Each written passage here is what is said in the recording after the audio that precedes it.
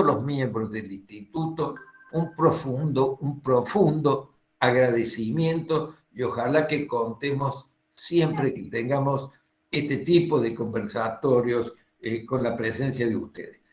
Para no distraernos más con protocolos y con la iniciación del tema, vamos a dar comienzo a nuestro conversatorio de hoy pidiéndole al doctor Lorenzo Barone, ¿quién lo presenta? ¿Ah? Sí, ¿Liliana? doctor. Sí, Le damos doctor. entonces a Liliana la palabra para que lo presente. Muchas Muy gracias. bien. Gracias. Buenas tardes a todos. En este primer momento del conversatorio escucharemos las disertaciones de los panelistas que nos acompañan y cada uno de ellos tiene asignados 5 minutos para desarrollar su tema. También deseamos aclarar que vamos a omitir la lectura de los currículum de cada uno de ellos por la extensión de los mismos y realizaremos una breve presentación. A todos los asistentes les pedimos por favor, para evitar interferencias, que silencien sus micrófonos. Muchísimas gracias. Bueno, comenzaremos en primer término, con el profesor Lorenzo Barone, quien es doctor en Derecho y Ciencias Sociales, especialista en Derecho Procesal Constitucional, director del Departamento de Derecho Público de nuestra casa, docente en la Facultad de Derecho y en Ciencias Económicas de la Universidad Nacional de Córdoba y en la Universidad Blas Pascal. El tema del doctor es el holding y el obiter dictum del fallo. Lo escuchamos, doctor Barone. Bueno, muchísimas gracias. ¿Me están escuchando todos bien, en forma clara? ¿El nivel del micrófono está correcto? Bueno, muchas gracias por el índice para arriba de Lili. Bueno, en primer término, quiero felicitar al Instituto de Derecho Administrativo esta iniciativa que han llevado a cabo, y no solo por esta iniciativa, sino también por el desarrollo de las reuniones habituales que tienen ustedes desde hace mucho tiempo a esta parte, tratando temas tan importantes vinculados al derecho administrativo. Es por eso que quería en primer término felicitarlos por esa actividad que vienen desarrollando hace tanto tiempo y por supuesto agradecerles la invitación que me han dado. Indudablemente el tema que nos toca abordar en esta oportunidad es un tema que está vinculado con las raíces de nuestro federalismo y entran en juego también otro de los grandes problemas de nuestro país, que es la emergencia. La Argentina ha tenido muchas normativas vinculadas a la emergencia y un desarrollo jurisprudencial muy amplio en ese sentido. De tal modo, entonces, y indudablemente que el federalismo hace a uno de los aspectos básicos de la conformación de nuestro Estado. Es decir, que en este fallo se involucran dos aspectos muy importantes en ese sentido. Y el tercer elemento que ingresa en el análisis lo constituye algo que es esencial para nuestra patria y para, en definitiva, el desarrollo sí misma de toda sociedad, que es la educación. De tal modo, entonces, que quisiera empezar indicando, entonces, que el holding de este fallo se vincula a un análisis interrelacionado y correlacionado entre el federalismo, la emergencia sanitaria y el poder de policía en materia educativa. En ese sentido, el fallo se desarrolla en 3 votos, el voto mayoritario, 2 votos en disidencia que coinciden en orden a la resolución definitiva del fallo, que todos ya conocemos y sabemos que en los 3 votos se estableció claramente sin decir expresamente la declaración de inconstitucionalidad del artículo 10, etcétera, del decreto pertinente, señalaron en líneas generales que constituyó un avasallamiento de las autonomías que le corresponde a la Ciudad Autónoma de Buenos Aires.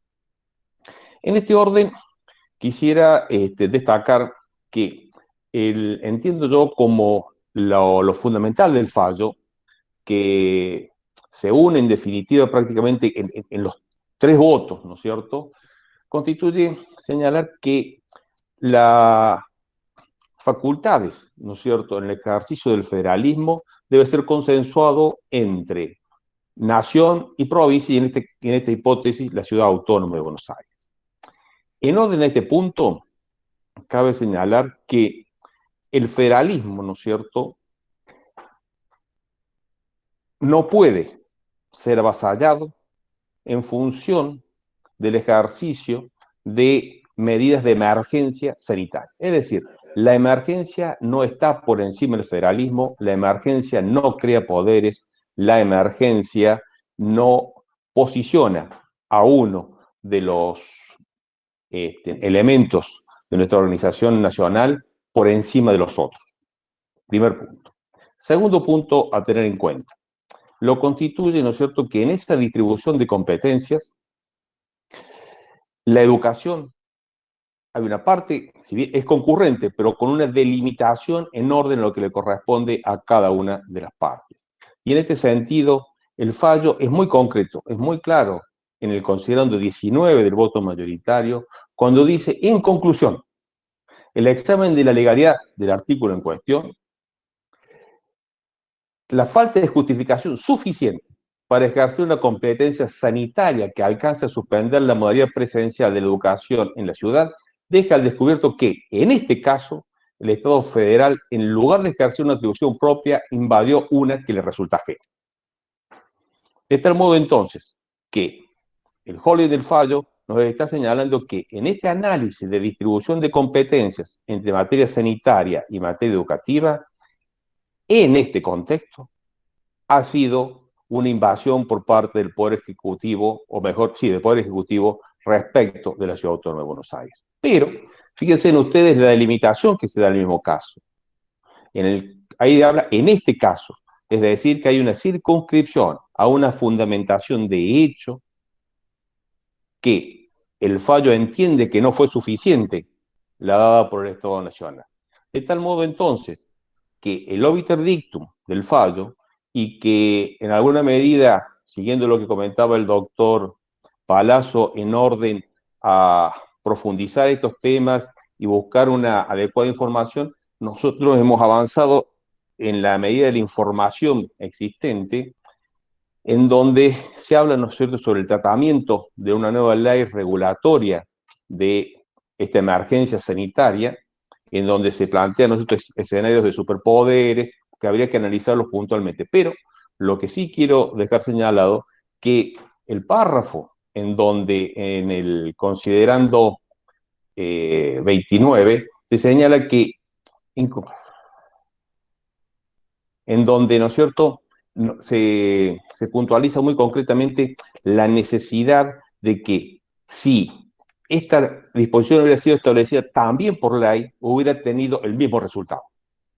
De tal modo, entonces, que se está puntualizando fuertemente aquí que hubo un análisis de contenido y no de la manera formal en que fue resuelta la cuestión. Y que en el ejercicio de estas atribuciones competenciales hay una valla infranqueable que está dada por el federalismo. Valla infranqueable, a su vez, que debe estar analizada según cada caso concreto. De tal modo, entonces, que no se puede anticipar que una futura ley, en función de esta normativa, va a pecar de inconstitucional. De la misma manera que tampoco se puede afirmar que vaya a ser constitucional. Es decir, este fallo nos fijará paradigmas a tener en cuenta, pero la circunstancia de la legislación sobre este tema no constituye prima facie una consideración de que estamos en presencia de una futura normativa inconstitucional. Eso es lo que fundamentalmente quería puntualizarle, y después hay otras cuestiones que también podríamos ahondar, y las ahondaremos, supongo yo, luego a partir de las conversaciones, es en la normativa primera dada por el Poder Ejecutivo, ese primer DNU, en donde se limitó no solo la educación presencial durante una semana, sino que se limitaron los derechos de forma mucho más importante en el ámbito de todo el territorio nacional.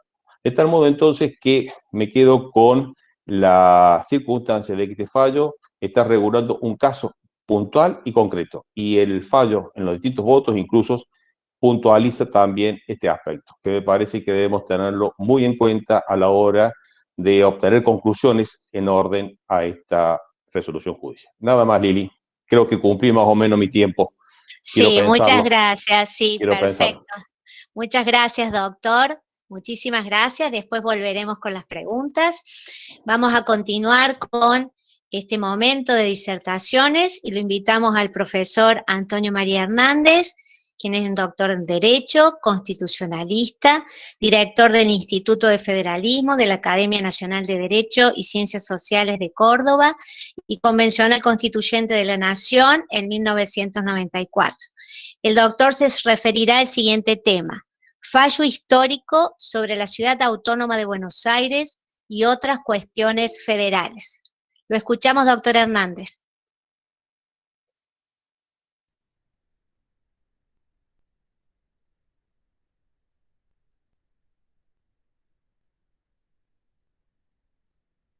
No tiene activado el micrófono el doctor. El sonido del doctor.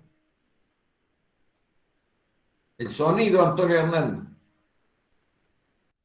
Sí. Antonio, activa el sonido, activa tu micrófono.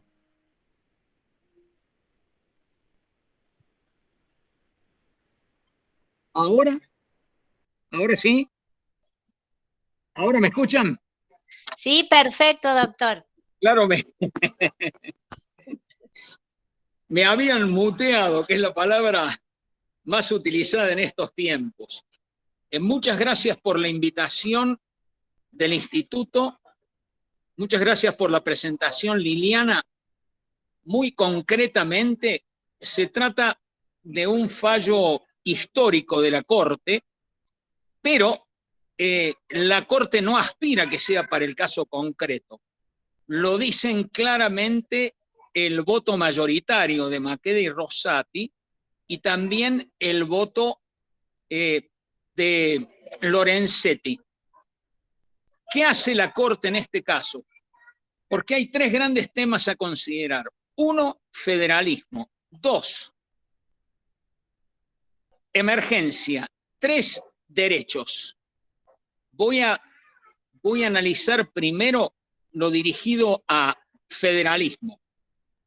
Esencialmente hay que fijarse en el voto de mayoría, que tiene un valor adicional porque los ministros Makeda y Rosati fueron constituyentes del 94.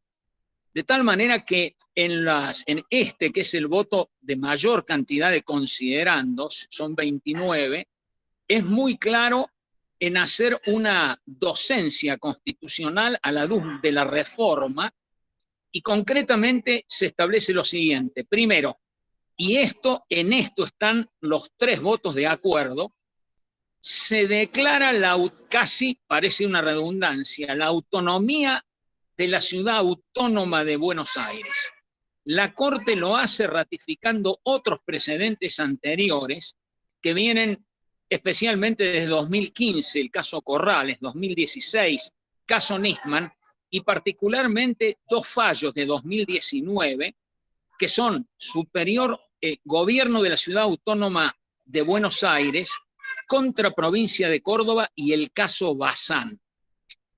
Entonces, la Corte acá vuelve a ratificar que estamos en presencia de la Ciudad Autónoma de Buenos Aires, que es una ciudad constitucional federada, se dice en el considerando 9, y luego de eso, al hablar del alcance de la autonomía, se precisa que tratándose casi de una provincia, tiene claras competencias la ciudad autónoma en materia tanto de salud como de educación. Se insiste en los 4 órdenes gubernamentales de la federación, o sea, gobierno federal, provincia, ciudad autónoma de Buenos Aires y municipios que también son autónomos y que tienen competencias en esta materia, y luego se va a los aspectos centrales del fallo. El deslinde de competencias entre gobierno federal y gobiernos, en este caso, subnacionales. ¿Cuál es el principio histórico que reafirma la Corte? Que acá el gobierno federal tiene solo facultades expresas o implícitas que han sido delegadas por las provincias. Por tanto, el criterio de competencia del gobierno federal es absolutamente restrictivo. Y esto es algo de enorme importancia a la luz de lo que ha sido la propia jurisprudencia de la Corte, a la cual ya me voy a referir, claramente centralista, y que ha empezado a tener un cambio profundo a partir del año 2004, desde el caso Zavalía, y que acá se profundiza con este fallo. El otro criterio clave para delimitar competencias es la interpretación del artículo 31. Esto sí que es extraordinariamente importante. Cuando yo he analizado la cuestión, no solamente he citado como en el fallo a Alberdi y a Clodomiro Zavalía, sino a Arturo M. Bas, pero también termino citando a Hamilton, Federalista 37. ¿Cuál es el tema? Acá, desafortunadamente en la Argentina, con criterio centralista, con una pésima lectura de la Constitución, se interpretó de esta manera el artículo 31. La supremacía, en vez de ser de la Constitución sobre el resto del ordenamiento, se ha interpretado como que toda norma que proviene del gobierno federal es superior a las de las provincias, y después torpemente se ha interpretado que cualquier norma provincial es superior a cualquier norma municipal. Por el contrario, ¿cómo se interpreta el artículo 31? Haciendo una lectura muy prolija del tema central de la federación, que es la delimitación de competencias. Y cuando hay una invasión de facultades de un orden inferior a un orden superior, obviamente debe preceder en la validez el orden inferior, porque es el que está acorde a la Constitución. Y si hay un orden superior, como en este caso un orden, digamos, del gobierno federal, que invade atribuciones, que es lo que ocurrió concretamente en este caso de la Ciudad Autónoma de Buenos Aires en materia de salud y de educación, lo que prima es la autonomía del orden inferior. O sea que estos dos criterios que acabo de señalar son, junto a la autonomía, los aspectos más decisivos y trascendentes del fallo en materia federal. La tercera cuestión, porque yo he señalado más, estoy escribiendo ahora concretamente un comentario, pero ya para un artículo de doctrina sobre el fallo, es muy importante el señalamiento de lo que es el federalismo de concertación. Este es otro tema que obviamente la mayoría de la gente no entiende. Y esto no se entiende, primero, porque no se conoce la reforma del 94, y segundo, porque el grado de centralización del país ha sido tan grande que muchos hasta llegan a creer que las cuestiones federales o provinciales o municipales no tienen la importancia que realmente tiene a nivel de la teoría de la Constitución y a nivel de lo que es el derecho argentino y la historia argentina. Así que, en definitiva, fallo verdaderamente histórico, trascendente. Lo más importante acá es el voto de mayoría, pero debo decir que tanto el ministro Lorenzetti como el presidente Rosenkrantz apoyan claramente la idea de la autonomía de la Ciudad Autónoma de Buenos Aires, y en general apoyan con bastante claridad el tema de la delimitación de competencias, haciéndolos unos con mayor claridad que otros. ¿Por qué digo que es importante el tema de emergencias? Ha sido menos tratado en el fallo, pero acá es donde yo destaco en particular el fallo del presidente Rosenkrantz, sobre todo el considerando donde dice una frase que es esta, que ha sido difundida: la emergencia no es una franquicia para hacer cualquier cosa.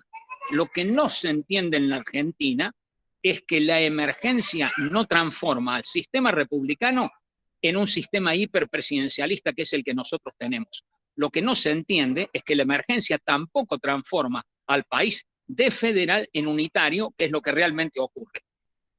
¿Cómo hay que interpretarla a esta cuestión en el marco de la Argentina? También de manera trascendente, aunque la Corte interviene tardíamente en estas materias. No hay ninguna duda que en esta pandemia hemos vuelto al pasado. He destinado un libro específicamente a esta cuestión, Emergencias, Orden Constitucional y COVID-19, del año pasado. Acá se ha gobernado con 97 decretos de necesidad y urgencia, entre múltiples decretos, con una idea de hiperpresidencialismo y por muy pocas personas. Obviamente en violación del sistema republicano, en violación de la forma federal de Estado, y acá aparece la tercera cuestión, el tema de los derechos, con graves violaciones de derechos humanos. Y acá es donde hay que señalar la importancia del voto del ministro Lorenzetti, que concretamente, además de hablar de las facultades concurrentes, además de hablar de los derechos fundamentales, habla del derecho de educación, pero hace una referencia concreta ¿a qué? A la resolución 120 de la Corte Interamericana de Derechos Humanos, que ha establecido criterios muy claros para toda América Latina, criterios que en general han sido violados, pero que tienen especial importancia para nuestro país. Y por eso en ese voto él hace referencia a dos precedentes de la Corte, que son concretamente el caso Maggi y el caso Lee. El caso Lee es el de Formosa. El caso Maggi es un caso de Corrientes, donde no se permitía el acceso a la provincia. La Corte tardíamente cuestión, pero afortunadamente ha tomado cartas en el asunto. ¿Por qué? Porque el país, luego del escándalo llevado adelante, sobre todo por la provincia de Formosa, ha sido denunciada en la Comisión Interamericana de Derechos Humanos, como ustedes saben, y además nuestro país ha sido especialmente señalado en el informe 45 sobre violación de derechos humanos por el Departamento de Estado de los Estados Unidos. O sea, también es importante señalar del voto de Lorenzetti esta referencia al tema tan importante en una pandemia de los derechos fundamentales. Otro comentario final. No hay ningún fallo perfecto. Obviamente que se pueden hacer otro tipo de cuestionamientos. Yo diría que hubiera preferido la declaración expresa de la inconstitucionalidad del decreto de necesidad y urgencia. Lo pidió la parte, o sea, la Ciudad Autónoma de Buenos Aires. La Corte no lo hizo así. Eso a mí no deja de preocuparme, porque el problema es cambiar los paradigmas. ¿Y qué hizo el gobierno? Primero, las reacciones fueron, no hay cómo calificarlas, no quiero perder tiempo en recordar las expresiones ni del presidente, ni de la vicepresidenta, ni de los ministros del Interior o de Justicia.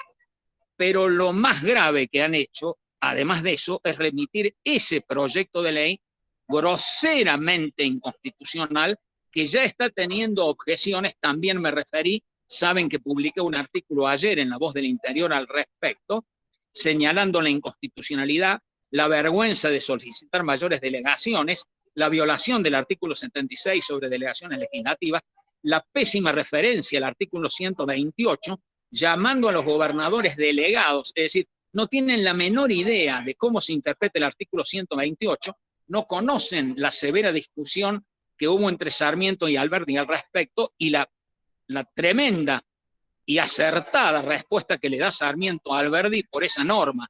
Es una norma bastarda que rompe el equilibrio y el sistema federal de la Constitución. Lo que pasa es que eso debe ser bien interpretado. Lo hizo Joaquín B. González, lo ha hecho la doctrina posterior, hizo una interpretación más moderna, Barrera Buteler, que comparto. Esa norma puede ser solo interpretada en el marco de federalismo de concertación.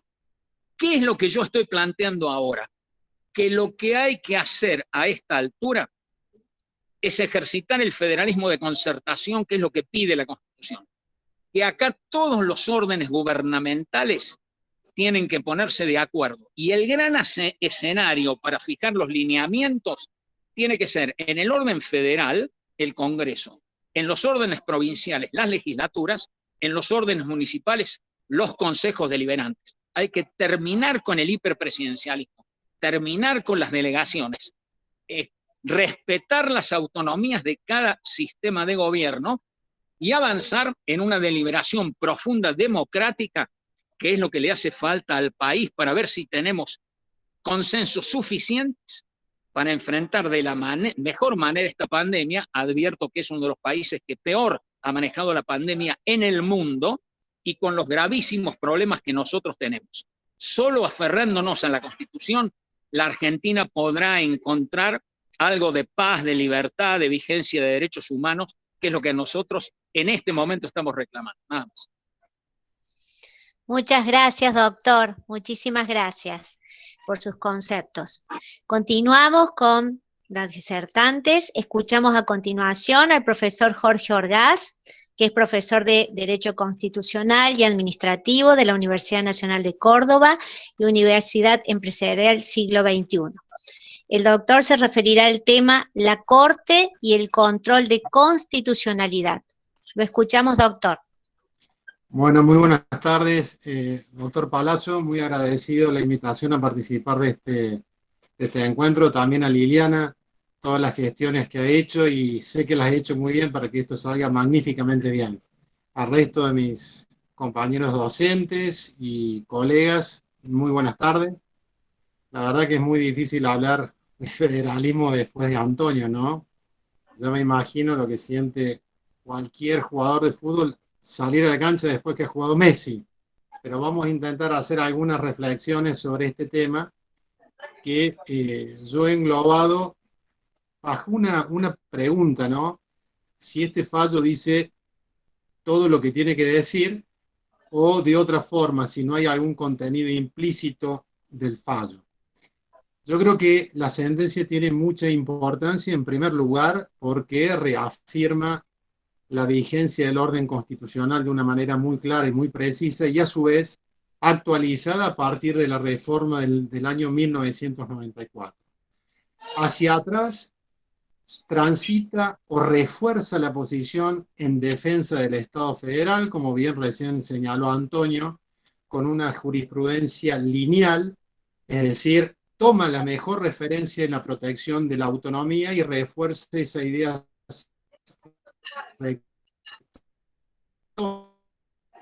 la reforma del 94 en cuanto a la necesidad de un federalismo de concertación que integre, dice la Corte en el considerando 3, a las partes articulando sus distintas propuestas. Es decir, la Corte se retrotrae y reafirma su línea jurisprudencial. Y al futuro, en la última parte del voto de la mayoría, también señala que es o fija la Corte un criterio rector, con lo cual un poco reafirma la propia Corte que tiene dudas en torno a si esta jurisprudencia, recién lo hablábamos también con Inés, me parece, va a sentar o va a saldar definitivamente el debate. Yo creo que no. Yo creo que no, y que hay un error conceptual o metodológico de no haber declarado la inconstitucionalidad. Lo que dice el fallo, en primer lugar, el contenido explícito se refiere naturalmente a un criterio intuitivo, protector del federalismo argentino, esta idea de la concertación, de la integración de las distintas partes en la definición de un Estado federal, habla del federalismo como una convivencia, si se quiere, cultural entre los distintos protagonistas del federalismo argentino.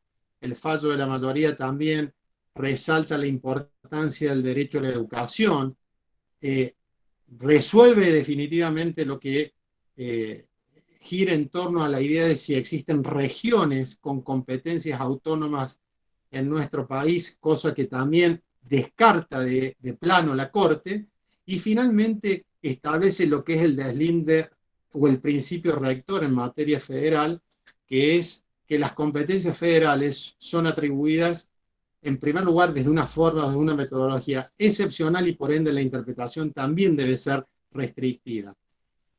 Es decir, la elocuencia, la evidencia, la claridad del fallo de la Corte nos está hablando, el sentido pedagógico de la Corte, nos está hablando de lo erróneo o lo incorrecto que ha sido el planteo del Estado federal.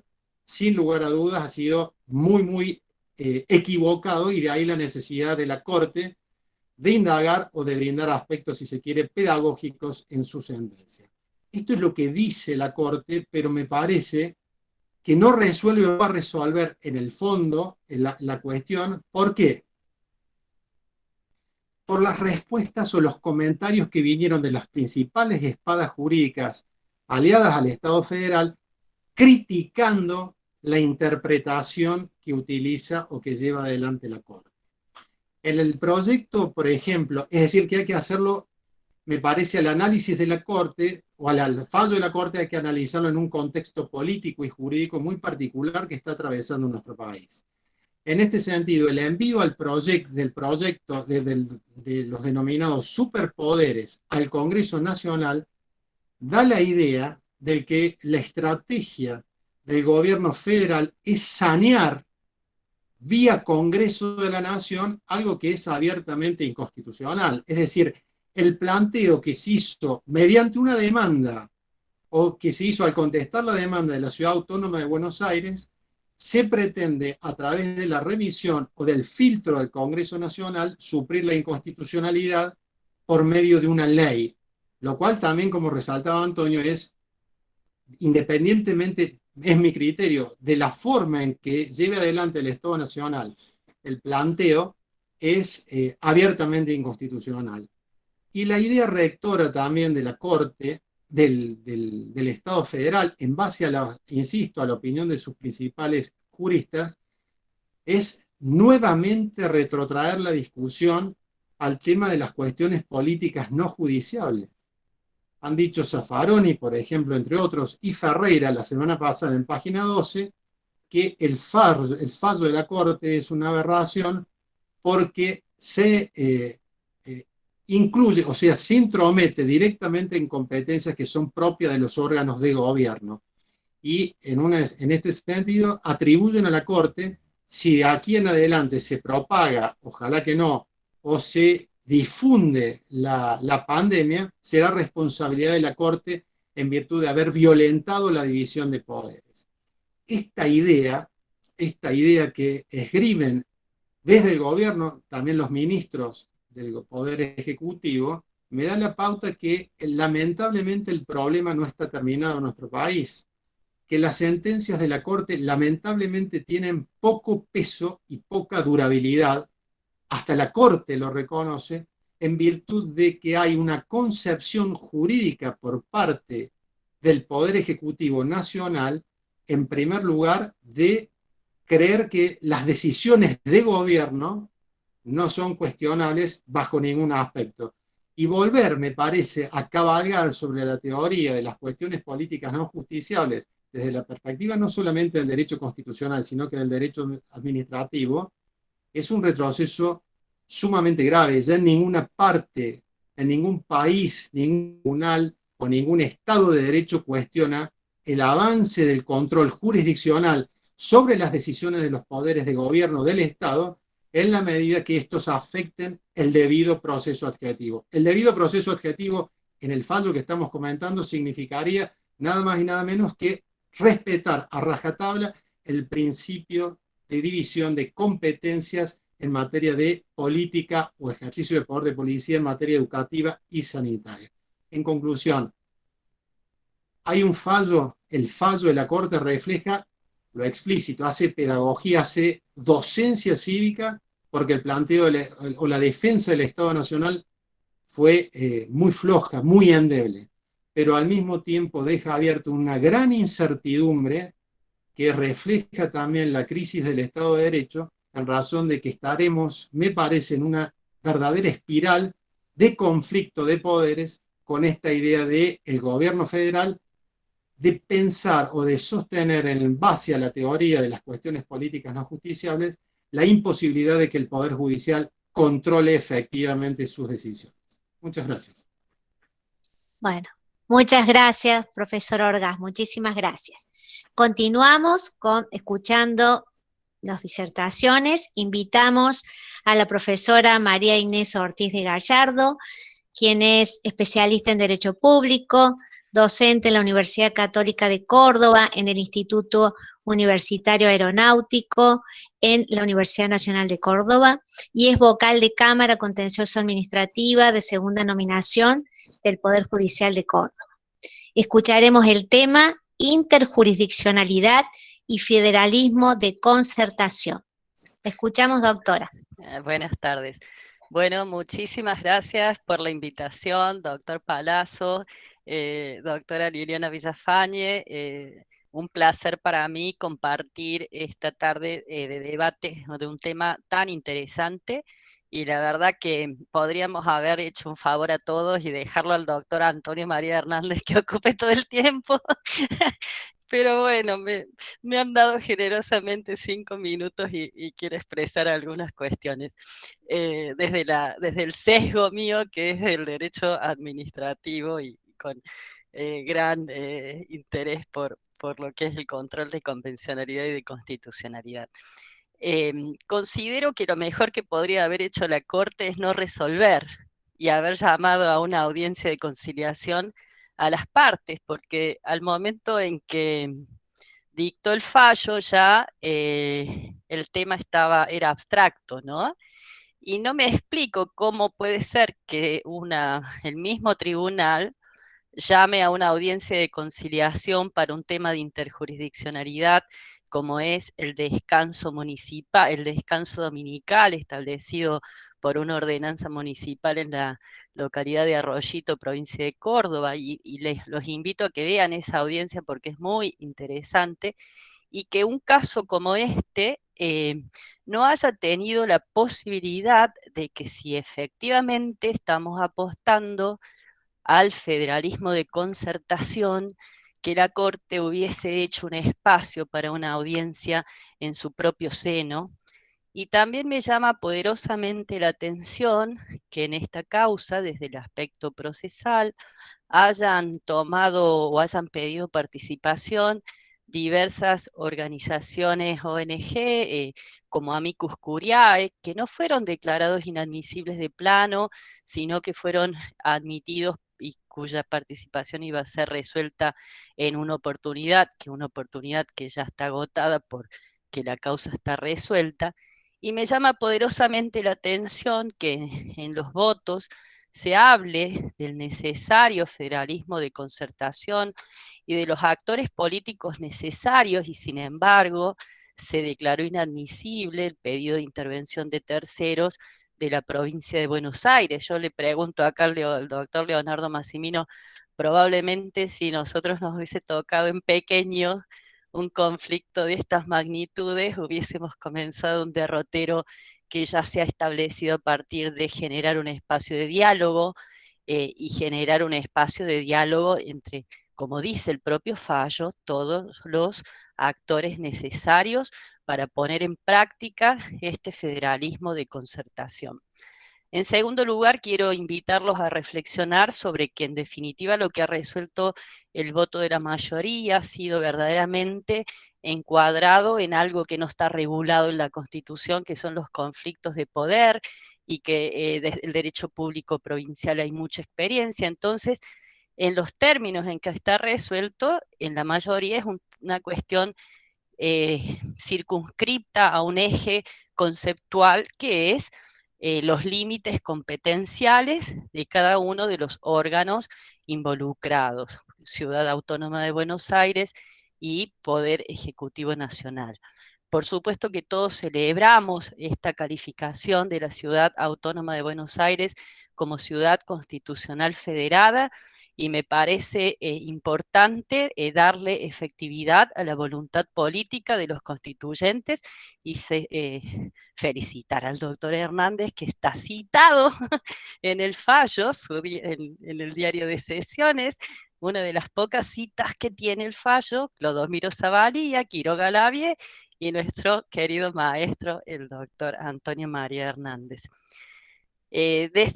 Combinando mi lectura de fallo con lo que ha sido alguna experiencia mía sobre los conflictos de poder en el ámbito de la provincia, vemos que siempre estos conflictos se generan a partir del ejercicio de potestades concurrentes, ¿no es cierto? Rara vez se dan conflictos normativos, porque en definitiva se convierten en conflictos normativos cuando los órganos de gobierno ejercen poderes exclusivos, ¿sí?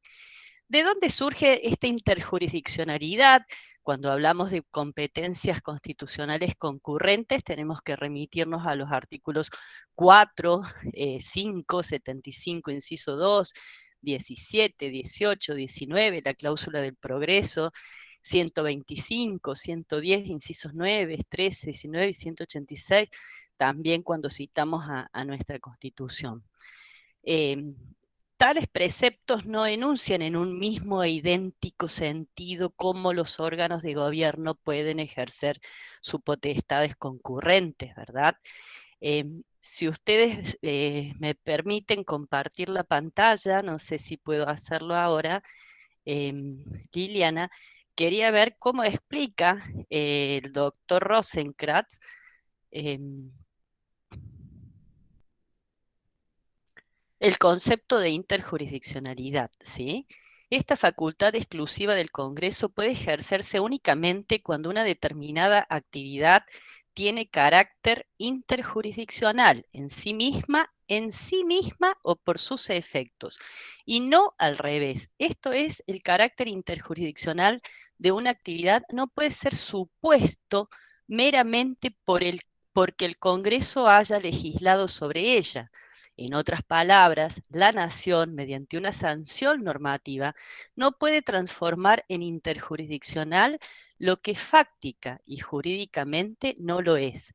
Para que una actividad sea interjurisdiccional y por lo tanto admita la regulación nacional, es preciso que tenga un alcance en sí misma o por sus efectos que exceda los límites de la provincia de que se trate o de la ciudad de Buenos Aires. Este concepto es para mí fundamental porque es la base de la disidencia del doctor Lorenzetti, que habla justamente que el Congreso Nacional legisló la ley 26206, la Ley de Educación Nacional, y que la educación es en verdad una competencia concurrente.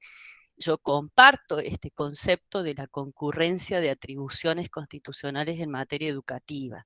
Y ahí volvemos al voto de Rosenkrantz y vemos que el punto central de su decisión se asienta en un dato fáctico, que es muy importante, en el cual él desestima los argumentos invocados por el Poder Ejecutivo Nacional para justificar un incremento de la propagación a partir del inicio de las clases presenciales.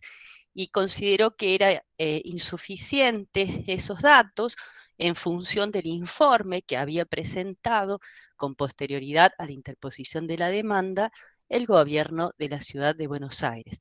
De manera tal que, como bien dijo el doctor Orgaz, el fallo de Rosenkrantz parte de una situación fáctica que, en la medida que la realidad objetiva se modifique, pudiera llegar a dejar a su voto sin un contexto que es el que supuso el gobierno nacional en la propuesta de tener las aulas cerradas.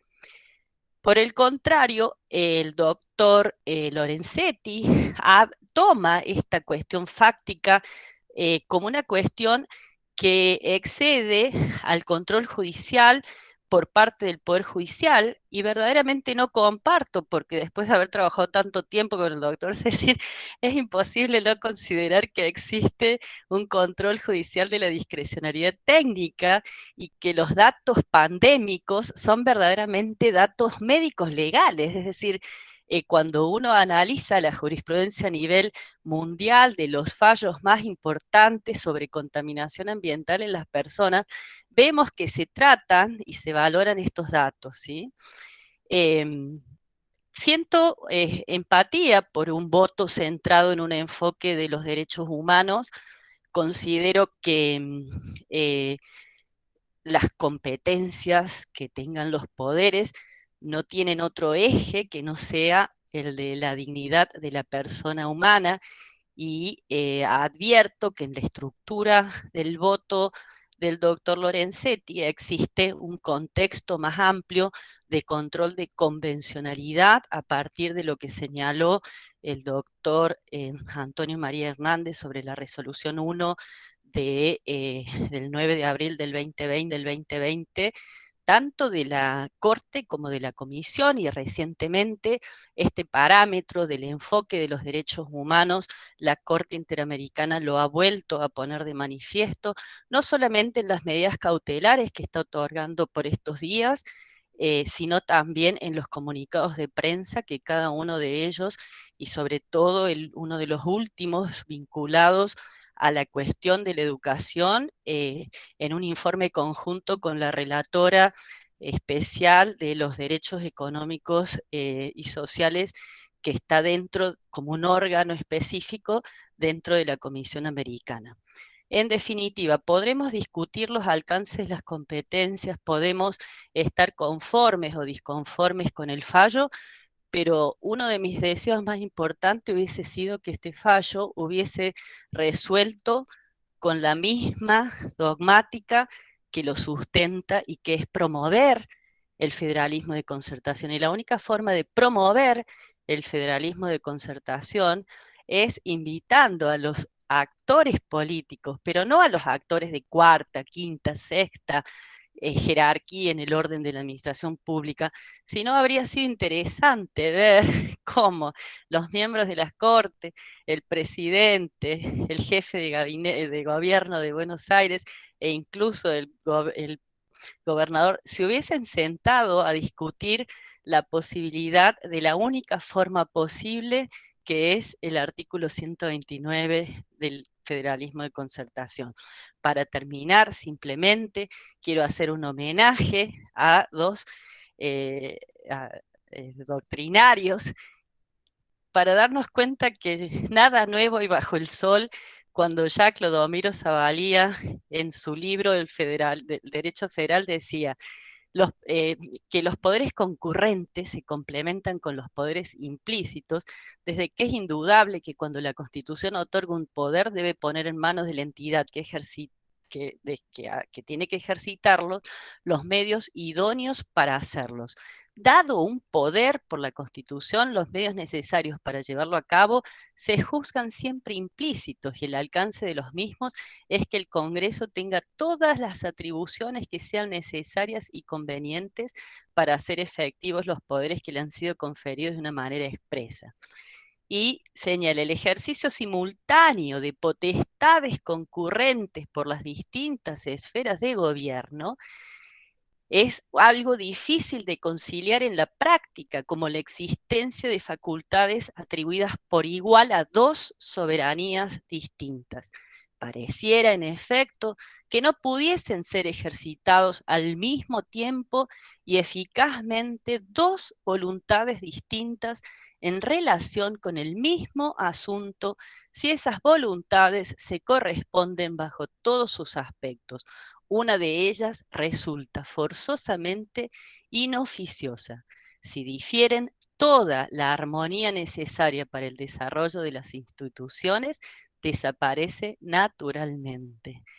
Creo que hay una mala praxis que se ha instalado en la clase política, que es cuando el diálogo se corta, porque hemos visto un diálogo afable entre el gobierno de la ciudad autónoma y el Poder Ejecutivo, hemos visto sentados en la mesa, en los noticieros, a el gobernador y el jefe de la ciudad autónoma, y habría sido para mí la mejor oportunidad para neutralizar esa tendencia de que todo lo tenga que resolver el Poder Judicial, o que me lo diga el Poder Judicial y entonces lo hago. Muchas gracias. Bueno, muchísimas gracias, doctora María Inés Ortiz. Continuamos con las disertaciones y vamos a presentar a la profesora Irma Pastor de Peirotti, que es especialista en Derecho Público, profesora en las cátedras de Derecho Administrativo y Procesal Administrativo en la Universidad Nacional de Córdoba, vicedirectora del Instituto de Derecho Administrativo Félix Sarria. Disertará acerca del siguiente tema: ejercicio de función legislativa por parte del Poder Ejecutivo. Escuchamos, doctora.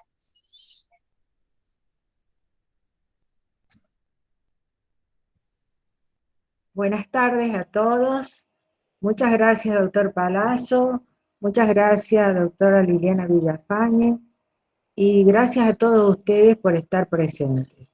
Como dijo el doctor Orgaz, disertar sobre temas legislativos después del doctor Antonio María Hernández es algo como, es un poco difícil. La mayor parte de las cosas que se pueden decir, ya lo dijo el doctor Hernández, también el doctor Orgaz. No pude escucharlo al doctor Barone por un inoportuno corte de electricidad que se dio en mi domicilio.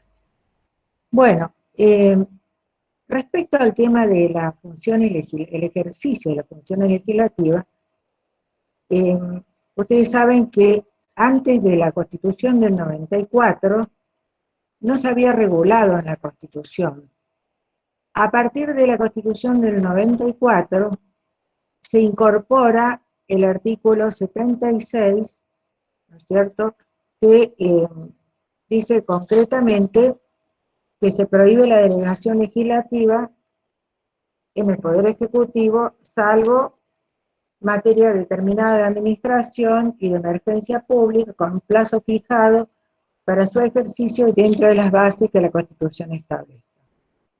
Al respecto, quiero decirles que hay un antecedente antes de la redacción de este artículo, que es el caso Cochia, donde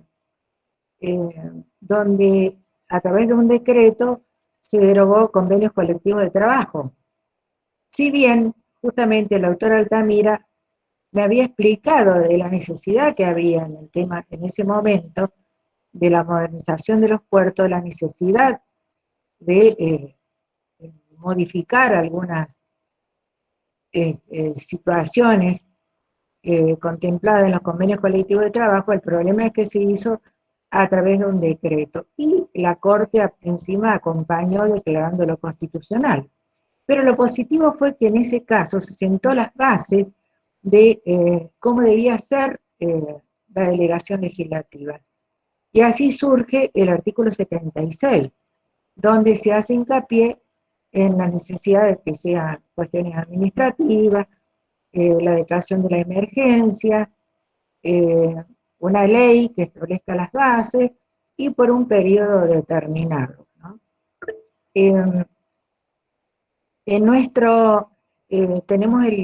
Tenemos un caso de delegación legislativa que se hizo de acuerdo al artículo 76, que es el caso del decreto delegado 1023, en donde se dictó la ley 25344, que estableció las bases para que se pueda, el decreto 1023 rige la contratación administrativa en el sector nacional, y la ley 25344 sentó las bases de cómo debía hacerse esa delegación, cuáles eran los límites. De alguna manera, este decreto 1023, que actualmente sigue rigiendo, se salió como se había establecido en la ley 25344. Pero a los 6 meses de dictarse el decreto delegado 1023, o sea, la delegación legislativa, con un simple decreto se modificó otra vez ese decreto 1023, y se modificó el jus variandi, la posibilidad que tiene el Estado de modificar las prestaciones. Y luego de unos cuantos años, ya por 2012, se dictó el decreto reglamentario, el 893, que volvió a modificar cuestiones sustanciales regidas por el decreto 1023. Como por ejemplo, se modificaron el monto de las garantías, la garantía de oferta, la garantía de impugnación, la garantía de adjudicación, pero se modificó también una cuestión que pretendía lograr la transparencia en el procedimiento licitatorio, que era que para declarar desierta una licitación, en el segundo llamado había que modificar los pliegos. Bueno, lo había establecido el decreto 1023, pero a través de un simple decreto fue modificado nuevamente. También quiero decirles que el decreto 1030, que ya se dictó durante el gobierno anterior, no hizo silencio con respecto a las modificaciones efectuadas por el decreto 893, que introdujo cuestiones sustantivas. Entre otras cosas, también la posibilidad de hacer contrataciones directas. El decreto 1023 hablaba de contrataciones interadministrativas, pero ahí se introdujo también el hecho de hacer contrataciones directamente con algunas facultades. Evidentemente que ahí había una cuestión política, porque si de pronto no era del mismo signo político. La universidad podía hacerse una contratación directamente con una facultad. Todos esos decretos modificatorios del 2023 siguen vigentes y se hicieron durante diferentes gobiernos, haciendo cuestiones, modificando cuestiones sustanciales.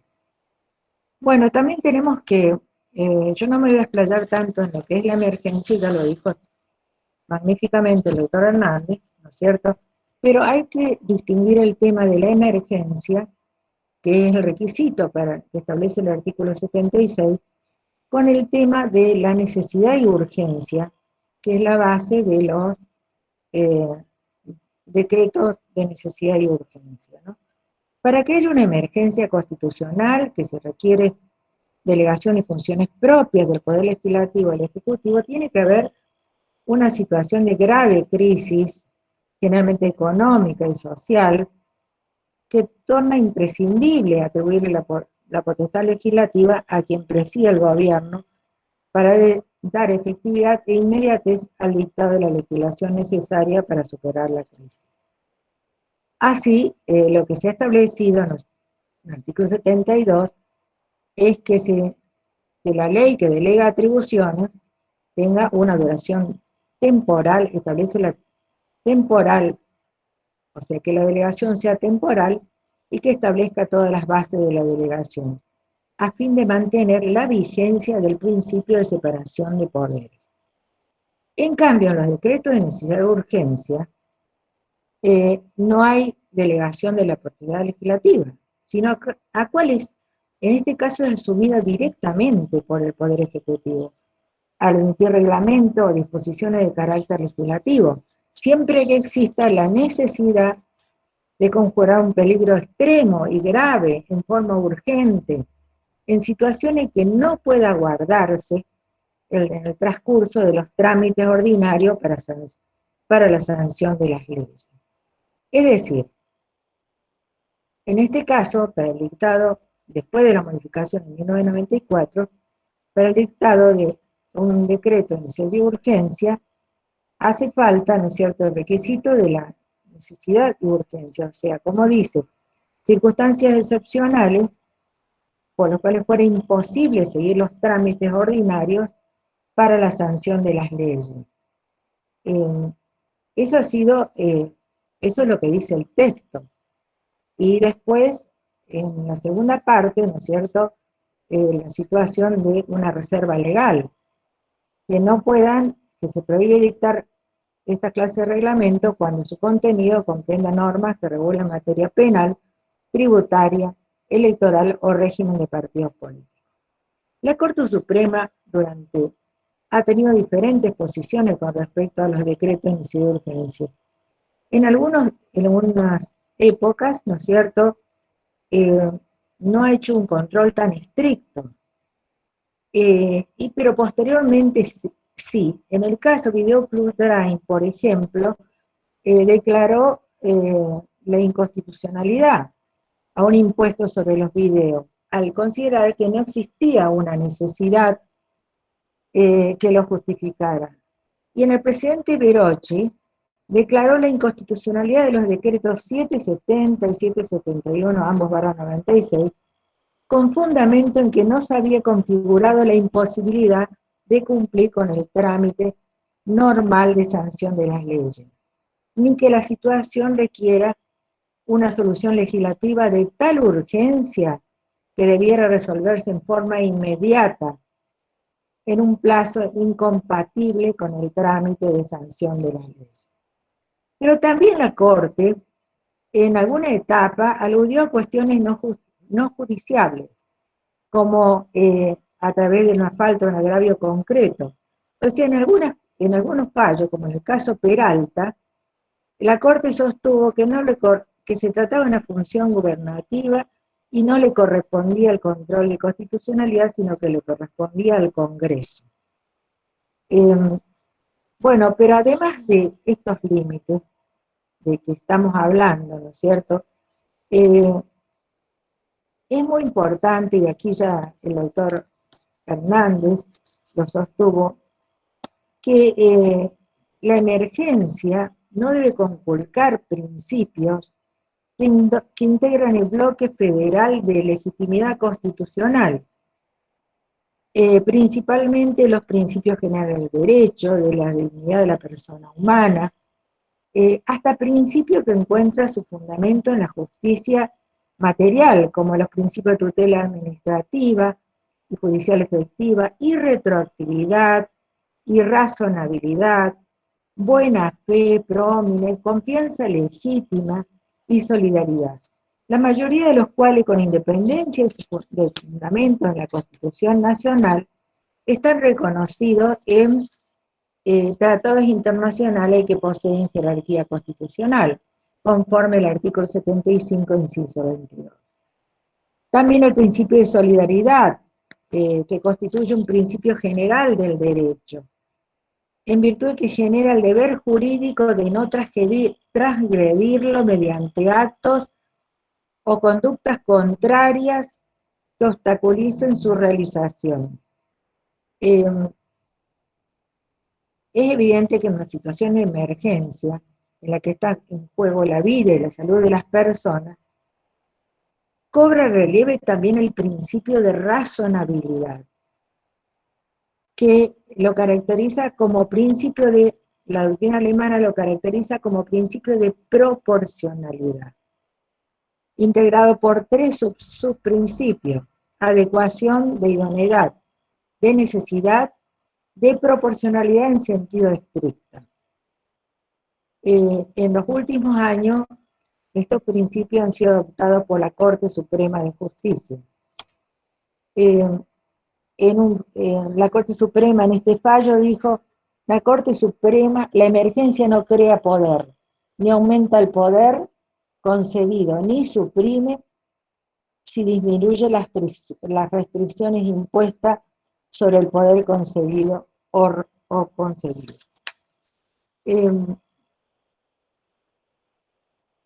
Además, si analizamos, bueno, después no voy a analizar todo el tema del bloque de constitucionalidad, que ya lo analizó el doctor Hernández, pero en este caso, ¿no? Luego, el miércoles 14 de abril, sorpresivamente, pocas horas después de que el ministro de Educación y la ministra de Salud ratificaran la presencialidad legislativa, educativa, el presidente de la Nación, Víctor Deneu, en donde aplicó nuevas restricciones que comenzarían a regir desde las 0 horas del viernes 16.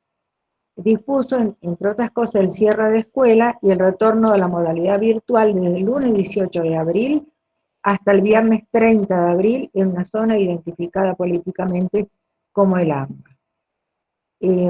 Bueno, si aplicamos los estándares que anteriormente estuvimos delineando, advertimos rápidamente que este DNU 241/2021 no afronta exitosamente todos esos estándares. Esta solución legislativa excepcional, que podría haber estado justificada en marzo de 2020, hoy parece más próximo a una conveniencia del Poder Ejecutivo sobre la elección del medio, decreto y no ley, que a una verdadera urgencia que se hiciera incompatible con el que demanda el trámite normal de las leyes para paliar una situación excepcional. La imposibilidad de recurrir al órgano natural, Poder Legislativo, no surge por razones de fuerza mayor, sino por razones políticas, que implican la propia negación del funcionamiento democrático. La Corte Suprema tiene dichos, en algunos fallos, aunque el acierto o conveniencia de las soluciones legislativas no son puntos sobre los que sepa pronunciarse el Poder Judicial, las leyes son susceptibles de reproche con base constitucional cuando resultan irrazonables o cuando los medios que arbitran no se adecuan a los fines cuya realización procuran o cuando consagran una manifiesta inequidad. El principio de razonabilidad exige que debe cuidarse especialmente que los preceptos mantengan coherencia con las reglas constitucionales durante todo el lapso de su vigencia, de suerte que su aplicación no resulte contradictoria con lo establecido en la Constitución Nacional. La razonabilidad implica una condición sustantiva que debe reportar la norma, el acto o la medida en cuestión. En este caso, el artículo 2 del decreto 241/21, en tanto suspende la presencialidad en el establecimiento educativo ubicado en esa región geográfica, no responde a esta situación de razonabilidad.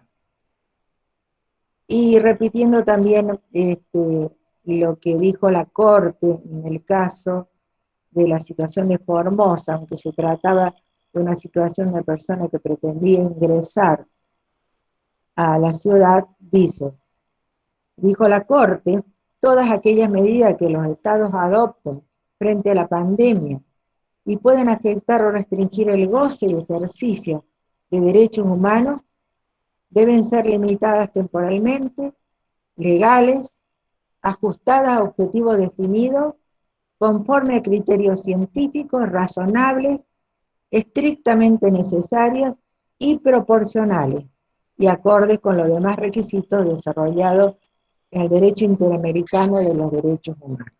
La Corte, para concluir, la Corte resolvió por unanimidad que el 241 viola la autonomía de la ciudad de Buenos Aires, que la Constitución le reconoce en cuando suspendió las clases presenciales en dicha ciudad. Sin embargo, en su fundamento, el análisis es incompleto, ya que está limitada a la distribución de la competencia entre la Nación y la Ciudad de Buenos Aires. Y la Corte Suprema debería haber controlado con más intensidad el uso indebido de los DNU, sentando pautas estrictas para su excepcional providencia. Debió motivar también, con razones fundadas, por qué la suspensión de clases era una medida justificada para ejercer válidamente la competencia federal en materia de emergencia sanitaria, o haciendo referencia al poder de policía de prosperidad o a la facultad de regulación del comercio interprovincial. Doctora, ya estamos en el tiempo. Bueno, solamente voy a destacar lo que dijo el juez Rosenkrantz en cuanto a que expresó que la emergencia no es una franquicia para ignorar el derecho vigente. Nada más. Bueno, muchísimas gracias, profesora.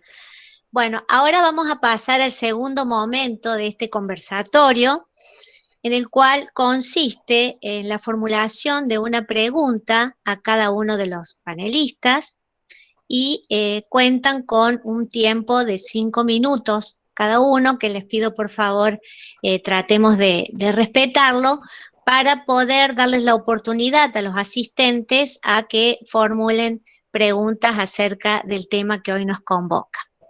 Escuchando a la doctora Irma Pastor de Peiroti acerca de los decretos de necesidad y urgencia, doctora, le pregunto, ¿usted cree que el fallo de la Corte Suprema de Justicia se pronunció sobre los límites impuestos por la Constitución Nacional para el dictado de los DNU? ¿Qué opina usted? Bueno, no, el fallo de la Corte Suprema perdió una oportunidad muy importante, porque en este fallo tendría que haber analizado los límites, tendría que haber analizado si existían circunstancias excepcionales, o sea, el análisis de la necesidad de urgencia, que es un presupuesto práctico para que se pueda dictar un DNU. Y de ningún modo lo hizo, por lo tanto creo que perdió una oportunidad histórica de analizar una cosa muy importante. ¿Sí? De resaltar, por supuesto, el hecho de que ha consagrado la autonomía de la Ciudad de Buenos Aires, el tema de las competencias, pero realmente podía haber analizado en este caso, como se analizó en los casos que yo mencioné, en otro caso más, en otros casos más también, en donde la Corte dijo, acá no hay urgencia. Y esto se podría haber hecho a través de una ley. Muchísimas gracias, doctora. Recién escuchábamos a la profesora María Inés Ortiz, que nos hablaba de los principios, y uno de ellos tan caro a nosotros, a nuestro sistema, el principio de juridicidad, como superador de ese principio de legalidad. Entonces, doctora, me gustaría preguntarle cuál es su opinión o su interpretación acerca de cómo aplicó la Corte Suprema de Justicia de la Nación el principio de buena fe para resolver el conflicto normativo en este caso. La verdad que me asombró la cantidad de veces que está utilizada la palabra buena fe en el fallo, y eso puede dar lugar a suspicacias si uno lo interpreta a contrario sensu, ¿verdad? Me parece que habla de que el federalismo de concertación tiene un medio, y no hay otra que el diálogo entre los actores principales y con competencias decisionales, ¿sí? Entonces, podemos interpretar que ese concepto de la buena fe es como nosotros los administrativistas hablamos de la buena fe intención, y que esa buena fe intención quedó frustrada en la posibilidad de haber acordado las condiciones en las cuales una restricción absoluta para un sector del país pudiera no ser aplicable bajo las mismas condiciones, que está implícito también en el voto del doctor Rosenkrantz, que en definitiva también desarrolla la teoría de las limitaciones razonables a los derechos y la prevalencia de la libertad de las personas, más allá de la emergencia o no emergencia. Las razonables limitaciones, que es la teoría de los tribunales europeos sobre derechos humanos también. Entonces, me parece que el medio empleado no es otro que una mesa de diálogo entre todos los sectores políticos, y existen órganos como el Consejo Federal de Educación que podría avanzar en esas conversaciones y dar muestras de una buena fe, intención que pueda ser aceptada bajo condiciones situadas en las propias realidades de cada provincia y por supuesto de la ciudad autónoma.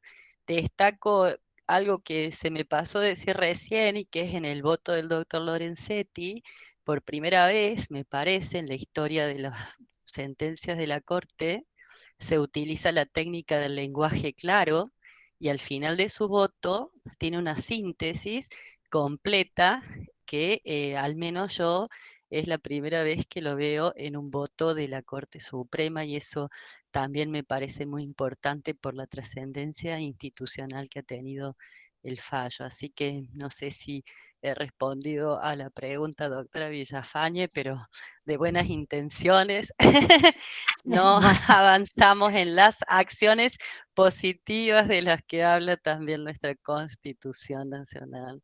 Sí, muchísimas gracias, doctora. Gracias. Continuando un poquito después de haber escuchado a los disertantes y la relación o vinculación de los temas con la división de poderes y la división de funciones de nuestra Constitución, le quisiera preguntar al profesor Jorge Orgaz, algo que comenzó a tratar en su disertación, y es de nuevo sobre las cuestiones políticas, no judiciales, doctor. ¿Qué considera usted? ¿Cuál es su mirada sobre el fallo en este tema? Bueno, Liliana, a mí me parece que el tema de las cuestiones políticas no justiciables sobrevuela el fallo, no porque surja directamente del mismo, de su contenido, sino, como me parece, en la estrategia jurídica del Poder Ejecutivo Nacional. Es decir, por los principales comentarios de los principales referentes jurídicos del gobierno nacional, como señalé, intentan un poco soslayar el mal resultado obtenido en el pleito a través del impulso de una ley de superpoderes que también es inconstitucional por el solo hecho o pensando que el Congreso puede encauzar y formalizando el planteo del Ejecutivo, subsanar la derrota que ha tenido en sede judicial, y por otro lado porque hay una concepción del Estado bastante rígida y atrasada, y yo diría agresiva del Estado de Derecho, de que las decisiones del Ejecutivo Nacional ya no solamente pueden ser cuestionadas en cuanto a lo que es, diría Lowenstein, el control normativo vertical, sino también horizontal. Es decir, que lo que decide el Poder Ejecutivo no puede ser cuestionado por ninguno de los poderes del Estado. Y eso es lo que a mí me parece peligroso, y que me demuestra que vamos a seguir con este problema de conflicto de poderes, en virtud de que el Poder Ejecutivo no admite controles y el Poder Judicial lo único que hace en relación al ajustarse al debido proceso objetivo, en este caso, es deslindar las competencias. Pero creo que la Corte debió haberse manifestado concretamente en torno a la inconstitucionalidad, no porque eso, me parece que eso hubiese quitado un grado de incertidumbre muy grande que reina, pero lamentablemente en la sociedad en que estamos viviendo, el conflicto de poderes se vislumbra, yo creo que por un tiempo más. ¿Puedo agregar algo? Que la Corte lo trató como un conflicto de competencias. Entonces, en la medida en que estableció la certeza jurídica en el marco de una acción declarativa de certeza, no iba a tener como objeto la sentencia la declaración del decreto, porque ella parte de un esquema de razonamiento donde va a controlar si esta norma excede o no los márgenes competenciales, y desde ese punto de vista lo centró como un conflicto de competencias. Bueno, muchísimas gracias. Doctor Antonio María Hernández, ser parte de la Convención Constituyente del año 94 y ante el pronunciamiento de este fallo histórico, ¿no?, de la Corte, nos invita a preguntarle, ¿no?, ¿cuál fue el alcance de la autonomía otorgada a la Ciudad de Buenos Aires en 1994 y de qué forma, entiende, se vio afectada por el DNU del Poder Ejecutivo que motivó la intervención de la Corte?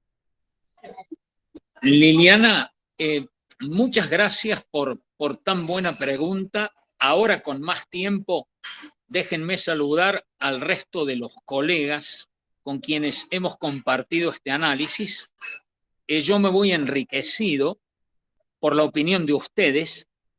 Les adelanté que estaba redactando un artículo de doctrina. Va a ir precisamente para ustedes, para el suplemento de Derecho Constitucional de la ley que dirige el doctor Casañe. Me pidió específicamente mi opinión sobre este tema, posiblemente por lo que Liliana me acabas de preguntar. Es decir, en efecto, trabajamos en la convención en este tema, en particular en la comisión de redacción con los doctores Maqueda y Rosati.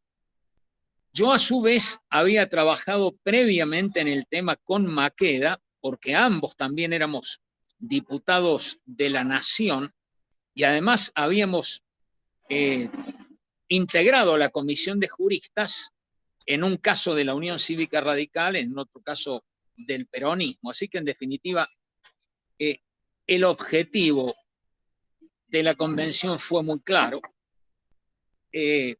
Creo que ha sido la creación más audaz de la reforma, si me preguntan a mí. Es decir, transformar a la capital federal, que era la ciudad de Buenos Aires, con más de 3 millones de personas, donde los ciudadanos no tenían ni siquiera el derecho político de designar con el voto al intendente, porque les recuerdo que de acuerdo al viejo texto constitucional el presidente era el jefe inmediato y local de la ciudad. Por tanto, a lo largo de la historia, hasta que fue electo por primera vez el primer jefe, que fue el doctor de la Rúa, no hay ninguna duda que el presidente designaba a dedo al intendente de Buenos Aires. O sea, en el Acuerdo de Olivos, lo que se resuelve es que haya una elección popular del intendente. Luego, hay un desarrollo posterior mucho más importante ya en el momento de sanción de la ley 24.309, y después hay un tercer momento en la comisión específica que también integré, que redactó lo que se llamó el núcleo de coincidencias básicas. Y el tema luego es tratado por esta comisión de coincidencias básicas y después en el debate plenario, donde viene la aprobación por amplio margen de consenso. La sola lectura del artículo 129 no te lleva a ninguna otra conclusión, tal como lo dije en la Convención Constituyente, de que se había consagrado una autonomía plena para la ciudad, de que la ciudad era casi una provincia. Yo la califiqué como ciudad-estado en el marco del federalismo comparado con algo similar a lo que eran Berlín, Bremen y Hamburgo en la Federación Alemana. Compartieron mi punto de vista los convencionales Raúl Alfonsín, Jorge de la Rúa y después Quiroga Lavie. Lo que no hay ninguna duda, lo dijo después la doctrina, es que otorgamos un estatus constitucional especial a la ciudad, es un miembro pleno de la Federación Argentina, insisto, es casi una provincia, tal como le he dicho después, porque he destinado libros a esta cuestión. Acá no hay ninguna duda de que nuestra federación es una de las más complejas del mundo, en el marco del federalismo comparado, 4 órdenes de gobierno, por eso la Corte lo repite a eso: gobierno federal, provincia, ciudad autónoma, municipios autónomos, e incluso, también en el fallo se hace referencia, un sujeto eventual o posible, que es las regiones, que pueden ser solo constituidas por voluntad de las provincias, artículo 124, con lo cual la Corte se introduce en el tema porque al mencionarse el tema del área metropolitana, se dice claramente en el voto de Macchedi y Rosati que esta área metropolitana no es la región del artículo 124 de la Constitución. Pero claro, es otro de los aspectos, otras de las cuestiones federales que han sido analizadas en el fallo. Quiero aprovechar para decir algo, porque mucha gente lo ha pensado así. Si bien fue uno de los temas que más he trabajado y ha sido uno de mis discursos tal vez más largos que pronuncié en el plenario de la Convención Constituyente, o sea, lo destinado a analizar el tema de la Ciudad Autónoma de Buenos Aires, además le destiné un libro específico después, ¿no? Que de paso lo digo, se llama La Ciudad Autónoma de Buenos Aires y el fortalecimiento del federalismo argentino. La cita de la Corte exactamente no es mía, es de Santiago Hernández.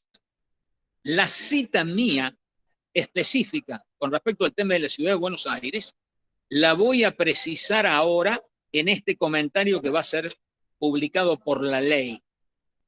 Ahora, ¿qué es lo que ha ocurrido? Ustedes saben que se sanciona la ley reglamentaria para asegurar los intereses del Estado federal mientras Buenos Aires siga siendo la capital. Esta fue la ley 24.588. Tenía mandato de diputado nacional, de tal manera que intervine en el debate, y ahí señalé la inconstitucionalidad de los artículos 2, 7, 8 y 10.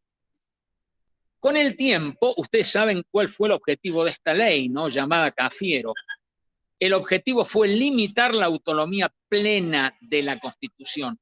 Por eso a mí, más allá de que el sentido es muy claro, el sentido del espíritu, el sentido de la letra del artículo 126, lo que realmente es asombrosa es la posición de este sector del gobierno nacional que quiere desconocer la obra constituyente y que, por ejemplo, dice, no puede Buenos Aires ocurrir.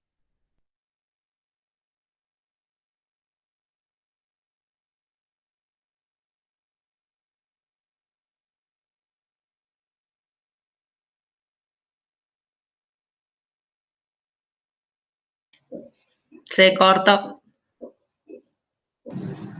Sí, a ver, vamos a esperar un ratito ahí. Creo que está intentando otra vez ingresar.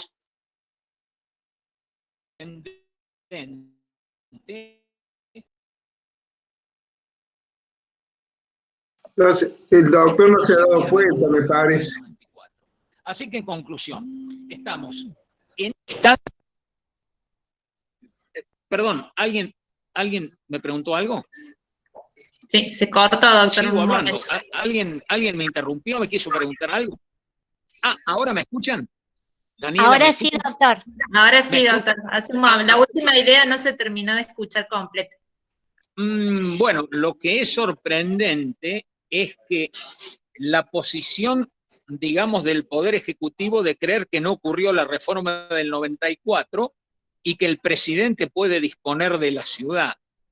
Lo que también me ha interesado mucho en las exposiciones y particularmente lo que dijo la profesora Pastor de Peirotti y también Jorge Orgaz, yo también lo anticipé, a mí me hubiera gustado mucho más una declaración explícita de inconstitucionalidad del decreto de necesidad y urgencia 241. Para mí, la declaración fue implícita, porque obviamente lo que se buscaba era negar la autonomía y las competencias en salud y educación de la ciudad como para tener y dar clases presenciales. En definitiva, me hubiera gustado mucho más algo explícito, pero también quiero hacer referencia a esto. Todo análisis de tipo institucional y jurídico tiene que hacerse en un contexto. En este sentido, si bien la Corte viene avanzando sobre el control de decretos de necesidad y urgencia desde Berroqui hasta el caso Blanco de 2018, acá, por primera vez, el control de un decreto de necesidad y urgencia se hace de inmediato al dictado del decreto. Y eso para mí asume una especial importancia porque ha consistido en un claro freno al hiperpresidencialismo del gobierno por decretos. Eso no puede dejar de ser analizado. Con respecto a la interpretación del artículo 99, inciso 3, lo he dicho en libros, lo he dicho en conferencias, lo digo ahora. No hay ninguna duda de que no se respeta el primer párrafo del artículo 99, inciso 3, que es el más importante de todos. El Poder Ejecutivo no tiene facultades legislativas y solamente en circunstancias excepcionales en que no se pueda seguir el trámite ordinario para la sanción de leyes, podrá dictarse un decreto de necesidad de urgencia, claro, con materias, como ustedes saben, que están prohibidas, con un procedimiento especial y donde tiene que haber además la intervención posterior de cada una de las cámaras. Después de eso, en este país decadente, vino la ley 26.122, groseramente inconstitucional, porque con solo una de las cámaras, la voluntad de una sola de las cámaras, el decreto de necesidad de urgencia mantiene vigencia. Conclusión, necesitamos todavía una jurisprudencia mucho más firme de la Corte Suprema en esta materia. Claramente hay que respetar la letra y el espíritu de la reforma constitucional de 1994. Argentina es decadente por muchas razones, pero una central la señaló Carlos Santiago Nino y en la cual yo he trabajado mucho. Es decir, Argentina es un país al margen de la ley. Esta es una de las causas más serias del subdesarrollo que tenemos los argentinos. Si no hay respeto por la Constitución, si además no entendemos que el primero de los objetivos del preámbulo es constituir la unión nacional sobre el respeto de la Constitución, nosotros no vamos a salir de la decadencia en que nosotros estamos. Así que yo no sé si es mi última oportunidad, pero no puedo dejar de decirles que felicito a Palazzo como director del instituto por haber organizado esta reunión. Muchas gracias por haberme dado esta posibilidad. Estoy a disposición de todos y cada uno de ustedes y les envío un abrazo muy afectuoso. Y ya nos veremos personalmente. Gracias, doctor. Muchas gracias. Después nos queda la etapa de las preguntas, que ya tenemos algunas en el chat. Continuamos con este momento, y uno de los temas del fallo de la Corte, evidentemente, fue el derecho humano a la educación, ¿no? Y la afectación o no en el supuesto de la posibilidad o no del dictado de clases presenciales. Por eso me gustaría preguntarle al profesor Lorenzo Barone su opinión acerca qué consecuencias tendría un decreto de necesidad y urgencia que restrinja la educación presencial en todas las provincias. Doctor. Ahí está. Muchas gracias, profesor Villafañe. Ahí habilité el micrófono. Pienso que están escuchando adecuadamente, ¿no es cierto? Bueno, gracias. En función de esa pregunta, me parece muy importante circunscribir algunos aspectos que señalé en la primera parte de mi presentación.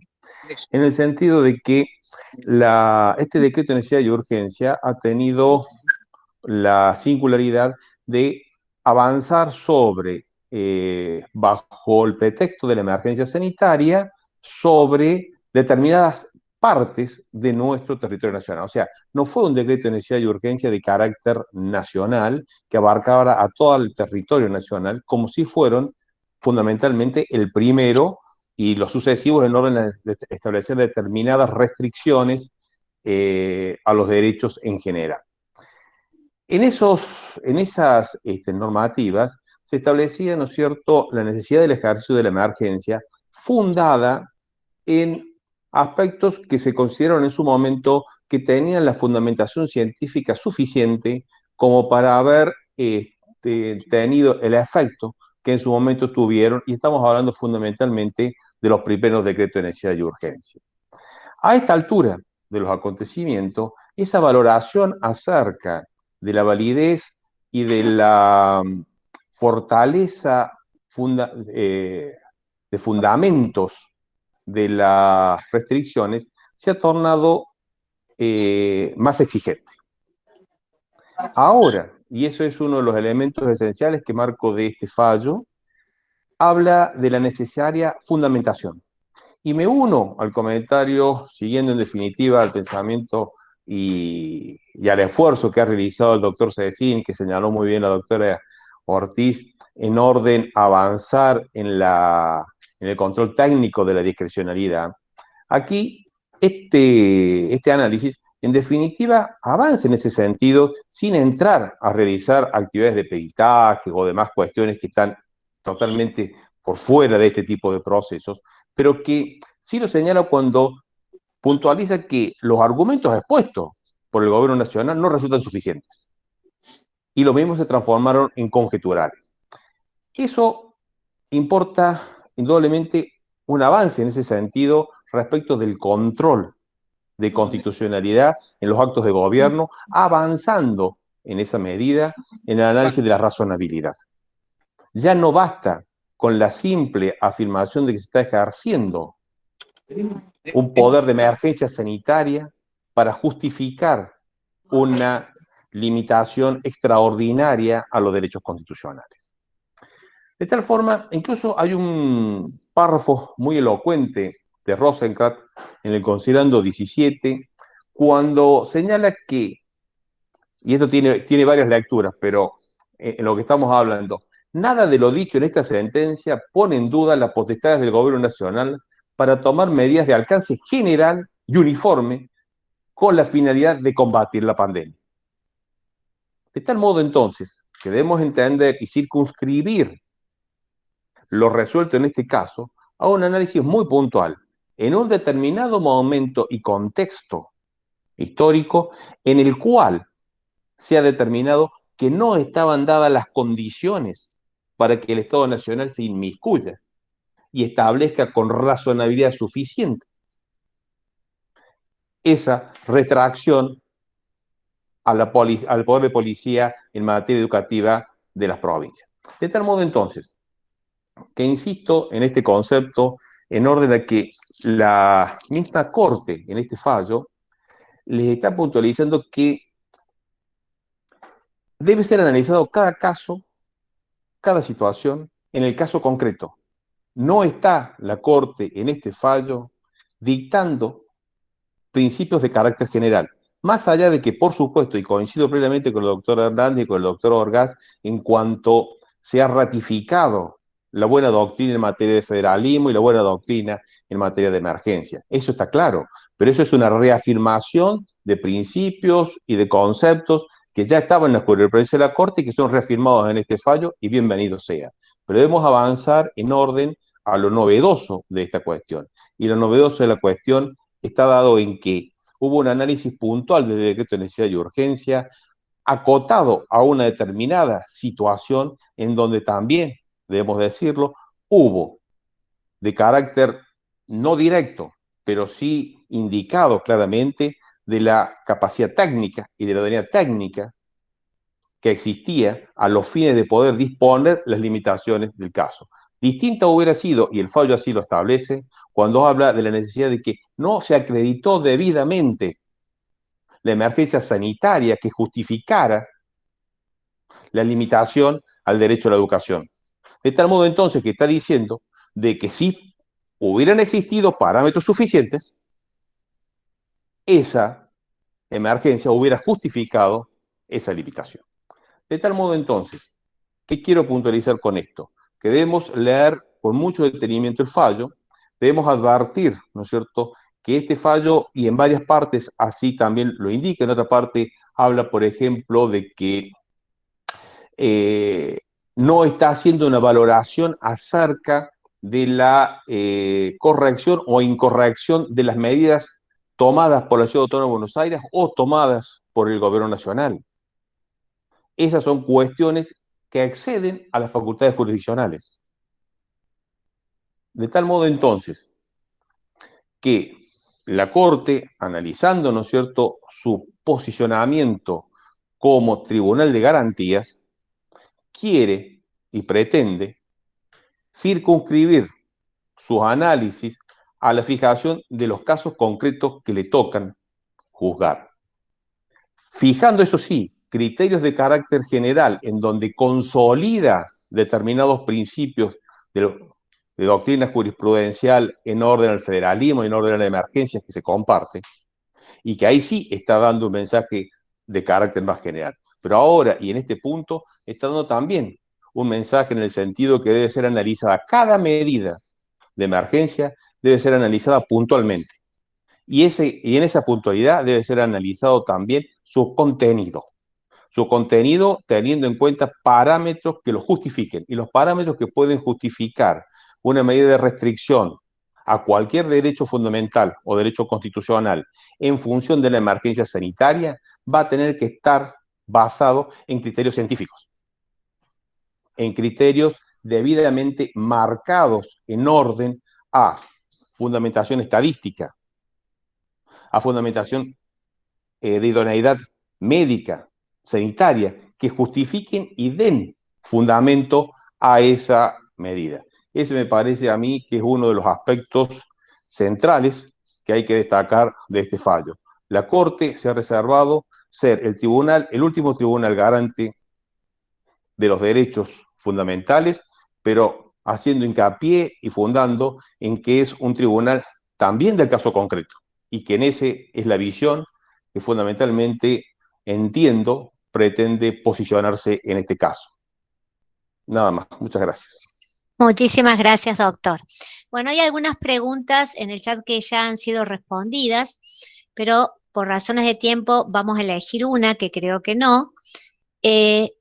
Y es, ¿qué opinan respecto del concepto de emergencia para justificar un decreto de necesidad y urgencia? Si existe emergencia, ¿no debería ser declarada por el Congreso, teniendo en cuenta que ya está funcionando y que el Poder Ejecutivo legisle durante la pandemia a través de decretos delegados y no a través de DNU?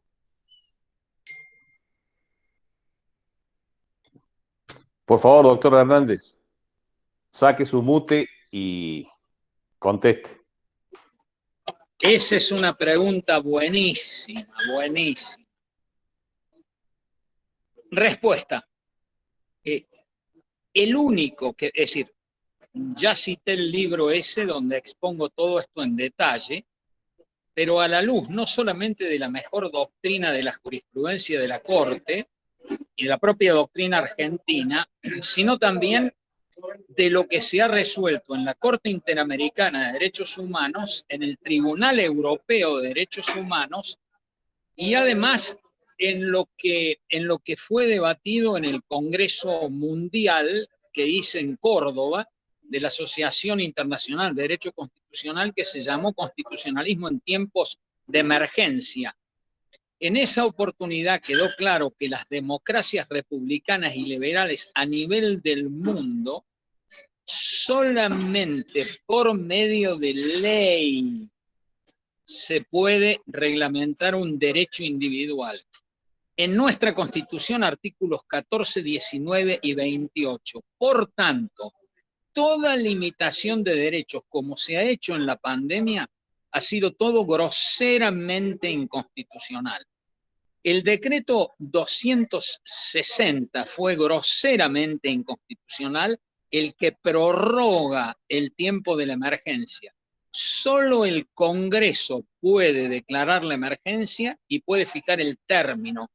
Esto también la Corte hace referencia a eso. ¿Qué fue lo que ocurrió acá? Y es el mismo error del proyecto remitido por el Poder Ejecutivo. Creen que el Poder Ejecutivo puede no solo fijar el tiempo de la emergencia, sino la extensión de la misma. Nada de eso se puede hacer. Además, en el caso San Luis quedó claro, es un fallo muy importante en materia de emergencia 2003, Corralito, que cuando está declarada la emergencia, como en este caso por la ley 27.541, en modo alguno puede hacer algo el Poder Ejecutivo. Vuelvo a decirlo, solamente el Congreso declara la emergencia, solamente el Congreso fija el tiempo de la emergencia. Además, reitero, opinión consultiva 6, Corte Interamericana de Derechos Humanos, solo por medio de ley formal se puede limitar derechos individuales. Queda claro que todo el andamiaje utilizado fue volver al pasado, hiperpresidencialismo, exceso brutal de dictado de decretos de necesidad de urgencia, fueron 97, todos inconstitucionales. Solo el único que puede pasar un test de constitucionalidad es el 297 por algunas características especiales. Es decir, no estaba reunido el Congreso. Pero una vez que el Congreso estuvo reunido, que fue la mayor parte del tiempo de lo que hemos vivido en la emergencia, lo mismo siguieron dictando decretos de necesidad de urgencia. Quiero contar algo más. Solo 20 o 21 fueron de alguna manera aceptados por una Cámara que fue el Senado. Pero claro, quiero contarles que además, es decir, la Corte tuvo antes que haberse expedido. Por lo menos en este caso lo hizo con respecto a uno, de manera implícita, vuelvo a decirlo, de manera implícita. Sí fue un freno, pero obviamente nosotros necesitamos volver al carril constitucional. ¿Por qué? Porque una de las ideas fuerzas de la reforma del 94 fue atenuar el hiperpresidencialismo. El hiperpresidencialismo, ¿cuándo se fortalece? En las emergencias y a través de decretos de necesidad de urgencia.